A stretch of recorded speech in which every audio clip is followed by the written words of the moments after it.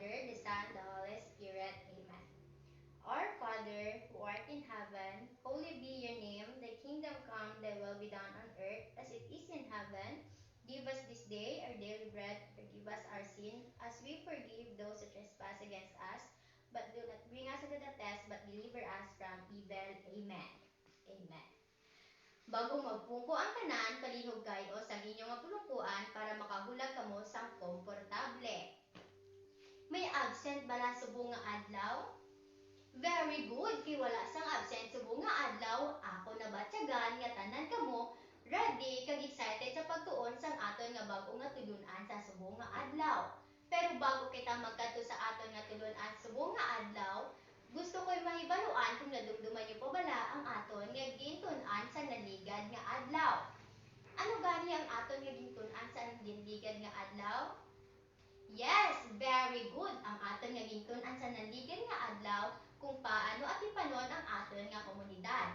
Gani, may-ari ako dili ginhanda nga laragway, ang inyo nga pag-aubrahon, hatagan niyo ako sa thumbs up kung ang inyo nga laragway nagapakita sa pag-atipan sa aton nga komunidad. Kag thumbs down naman kung ang inyo nga laragway wala gapakita sa pag-atipan sa aton nga komunidad. Ang ari ba lang nga laragway nagapakita sa pag-atipan sa aton nga komunidad? Yes! Thumbs up! Kay ang ini nga laragway nagapakita sa pag-atipan sa aton nga komunidad kay ang tawo sa laragway ginhaboy niya sa eksakto nga bulutangan ang iya nga basura. Ini naman. Yes! Thumbs up! Kay ginabunyagan niya ang mga tanom sa iya nga palibot. Ang ini naman nga laragway, very good. Thumbs down. Kaya ang ini nga laragway nagapakita sa epekto sa wala sa hindi pag-alagad sa aton nga komunidad. Ang ini naman nga laragway nagapakita sa pagtinluya sa iya nga palibot. So, balaan ko nga na intindihan na ninyo kang hibaluan na ninyo ang aton nga gitun-an kagapon magakadto na kita sa aton gid nga pagatun-an sa subong nga adlaw. So, subong nga adlaw pagatun-an ta ang mga tawo nga gahatag serbisyo sa sulod sang aton nga komunidad. May-ari ako dili nga laragway nga ginhanda kag inyo kinalahon kung sino ba na ini ang mga tawo sa sulod sang laragway.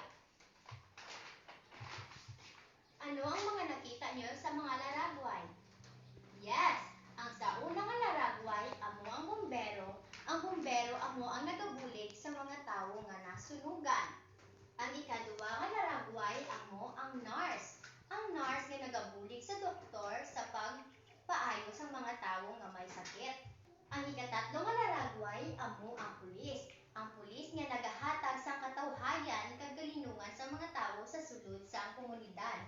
Ang ikaapat naman nga laragway, amo ang maestra nga nagatudlo magbasa kag magsulat sa mga kabataan. Kag ang pulihin nga laragway, amo ang doktor nga nagapaayo sang tawo nga may sakit. Inyo na bala na intindihan ang aton nga ginatun-an subong nga adlaw? Very good, kay inyo na intindihan ang aton nga tulunan sa subong nga adlaw. Sa inyo nga opinyon, nga ang kinahanglan tagi bala ang mga tawo nga ini sa sulod sang aton komunidad? Yes, kinahanglan ta ang mga tawo nga ini sa sulod sang aton komunidad kay sila ang mga tawo nga nagahatag serbisyo sa aton kag nagabulig para mapadali ang aton nga pangabuhi sa adlaw-adlaw. Kay naintindihan nyo na kag klaro ang aton nga gintun-an sa subong nga adlaw, ready na bala kamo para sa aton aktibidad? Very good! Kay ready na kamo, grupohon ko kamo sa duha ka grupo, kag ang una nga grupo amo ang grupo nga magasabat sa ilang aktibidad gamit ang Padlet.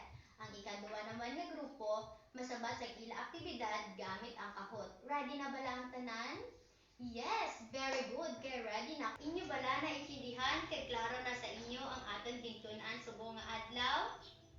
Yes, very good. Kay klaro kag inyo na intindihan ang aton gintun-an subong nga adlaw, dili magatapos ang aton nga discussion.